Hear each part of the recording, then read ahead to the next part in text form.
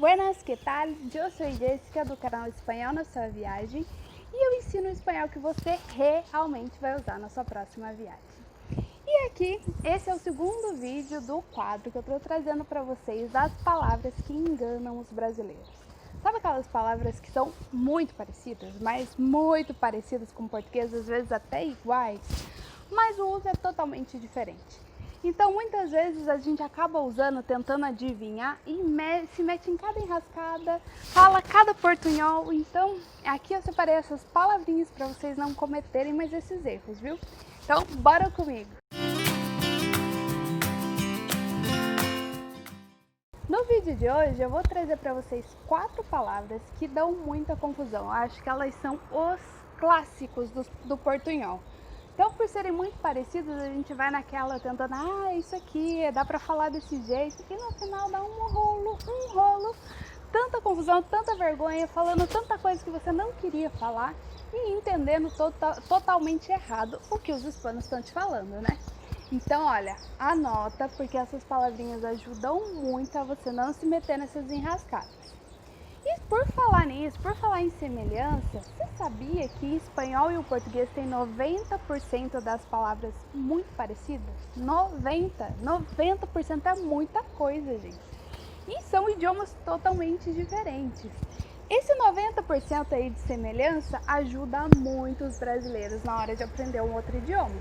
Porque vamos combinar, né? É muito mais fácil você entender um espanhol do que um russo, polonês, sei lá, o alemão, qualquer dessas outras línguas muito diferentes. Então, as semelhanças dos sons, do vocabulário, dos verbos, da conjugação em si dos verbos, facilita muito para a gente aprender. É muito mais rápido. Se você souber estudar de verdade o espanhol, você consegue uma fluência em pouquíssimo tempo.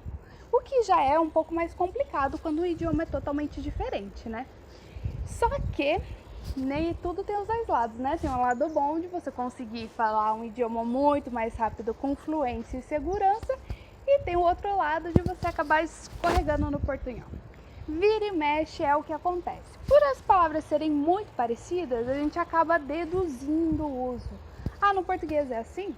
Espanhol dá pra falar desse jeitinho aqui. Vamos usar dessa forma aqui. E não é bem assim. Muitas das suas palavras são totalmente diferentes. Então você tem que se dedicar, tem que estudar. Sim, o espanhol é parecido? Mas bora usar esse 90% aí de semelhança a nosso favor. E não para deixar para cair nas pegadinhas, né? De tudo que é parecido nem sempre é.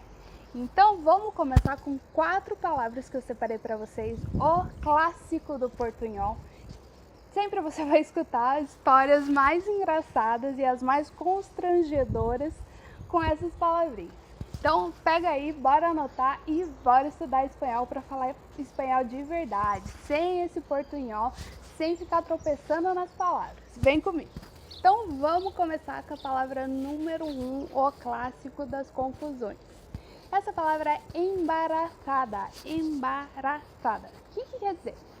Embaraçada em espanhol não tem nada a ver com nenhum dos dois usos que a gente poderia usar em português. Bom, em português agora me vem 2 na cabeça, não sei se tem outros, se tivesse deixa aqui nos comentários.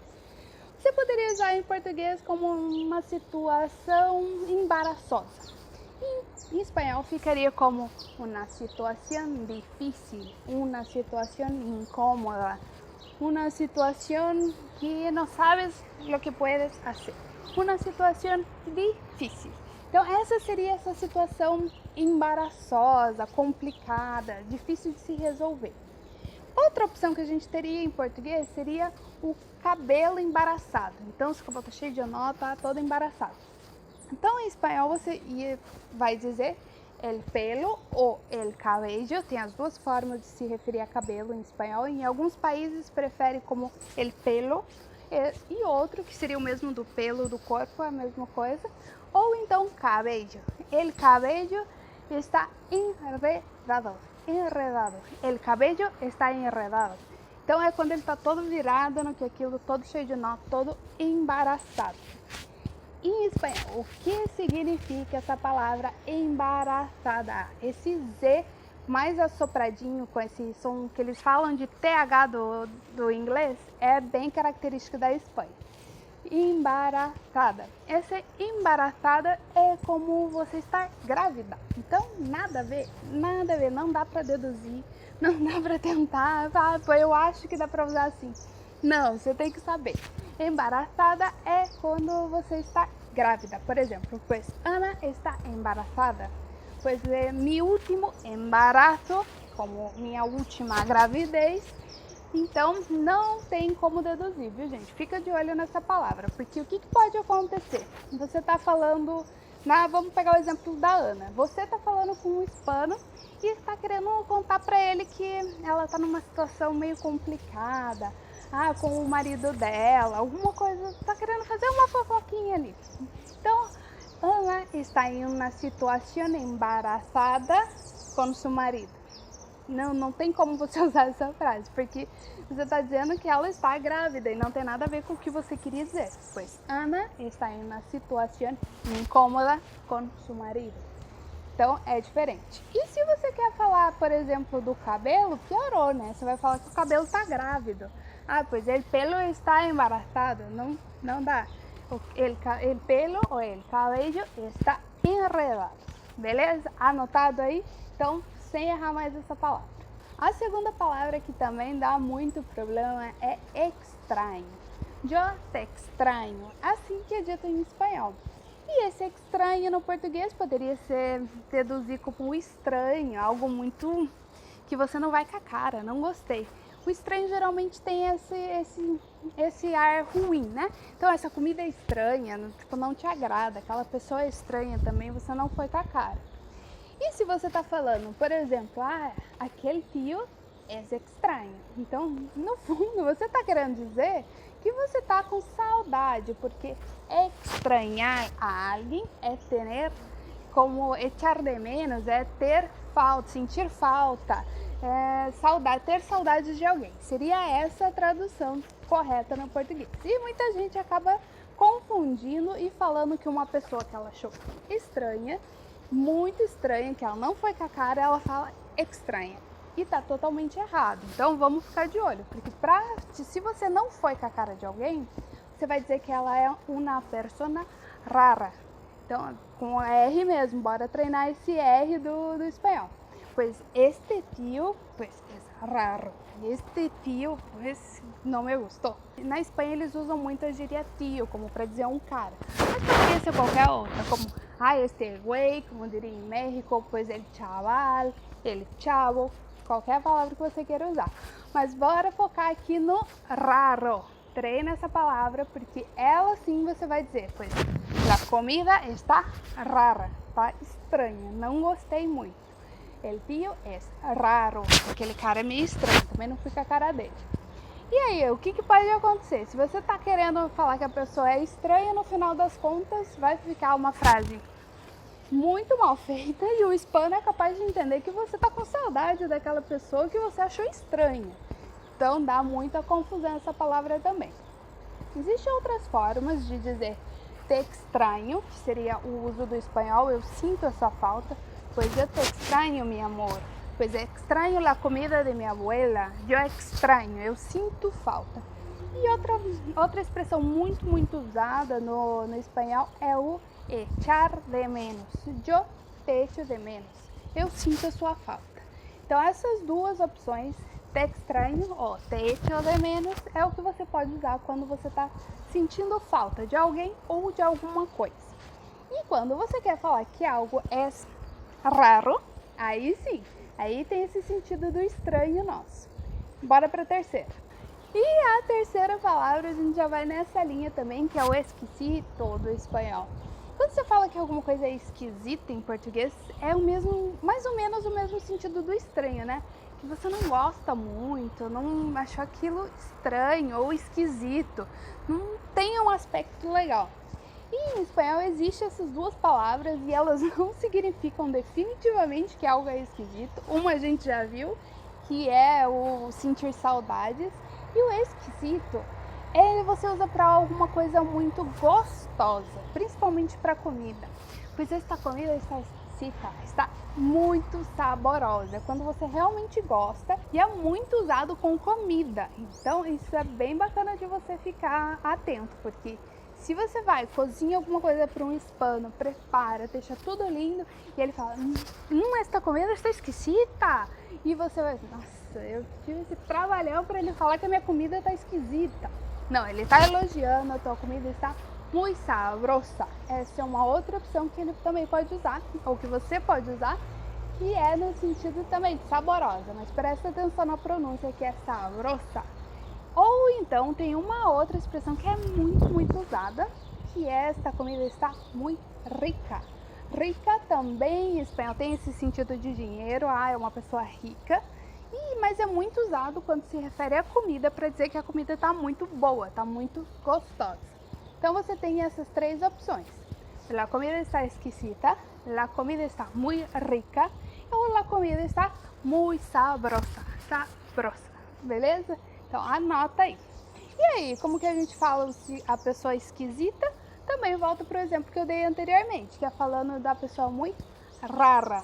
Então essa é a palavra mais usada quando você não vai com a cara de alguém ou de alguma coisa. E agora vamos para a nossa quarta e última palavra, que dá muita confusão, ainda tem uma história para contar sobre essa. E é o seguinte, a palavra é apelido. Apelido. Qual é o seu apelido? Então, o que acontece? Muito brasileiro acha que é apelido. Qual é o seu apelido? E não tem nada a ver. Apelido em espanhol é sobrenome. Mi apelido é Oliveira. E qual é tu apelido? Entende? E agora, se você está querendo saber o apelido realmente da pessoa, pois o apelido é apodo. Apodo. Apodo em espanhol, sim, aí você está dizendo, pois meu apodo é Jessie. Em espanhol, geralmente Jéssica fica como Jessie. E aí, sim, então não confunda esses dois. Porque o que acontece? Tem muita folhinha de aeroporto, por exemplo, você tem que preencher, colocar todos os seus dados, principalmente ali na alfândega. E se ela tiver em espanhol, ela vai estar nome, apelido. E aí você vai colocar o seu sobrenome, não coloca apelido de forma nenhuma. Que foi isso que aconteceu com meu primo, que eles foram viajar para a Espanha e chegou lá, e ele pegou a fichinha e preencheu de todo mundo e tava lá, nome, apelido, e ele coloca o apelido de todo mundo. E deu a maior confusão, porque como que você vai colocar que não tinha nada a ver com a documentação, o passaporte de um jeito e na ficha de outro. Aí a hora que foi ver os dados, não batia, porque ele colocou o apelido. Em casa, teria que ser, ele colocou el apodo de todos que estavam en el viaje. E o problema foi gigante, porque aí deu toda essa confusão, o pessoal não queria deixar eles embarcarem, foi uma reviravolta até conseguirem explicar que eles tinham entendido que era o apelido do português, que aquilo não era para ele ter colocado o apelido e sim o sobrenome. No final das contas deu tudo certo, mas gerou uma confusão que não precisava. Isso não precisa acontecer na tua viagem também, né? Então anota aí e fica de olho, porque se estão te pedindo o teu apelido, é o seu sobrenome. Agora, se você tá ali no bate-papo informal, conheceu uma galera ali e te perguntam tu apodo, aí sim você vai dizer o seu apelido. E o mais legal, uma curiosidade bacana aqui, é que os apelidos em espanhol não tem nada a ver com os apelidos do português. Agora falando de apelido mesmo, de apodos. Porque tem vários nomes que a gente tem, tanto no espanhol como no português. Por exemplo, Francisco. Francisco é a mesma coisa, também tem o Francisco em espanhol. Mas o apodo de Francisco em Brasil é Chico, né? E o apodo de Francisco em espanhol é Pancho. Nada a ver, né? Nada a ver. E existem vários exemplos. Por exemplo, Maria Isabel é Maribel. Pues el apodo é Maribel. Sebastián, que seriam como Sebastião. A gente colocaria o apelido como Tião, a maioria das vezes. Sebastián seriam como Sebas. El apodo é Sebas. Então, o mesmo nome tem diferentes apodos em português e em espanhol. Isso é bem legal de saber, principalmente para esses nomes bem comuns que a gente encontra tanto aqui no Brasil quanto nos países hispanohablantes. E é isso aí, pessoal. Você anotou as palavras que vira e mexe o pessoal escorrega no portunhol?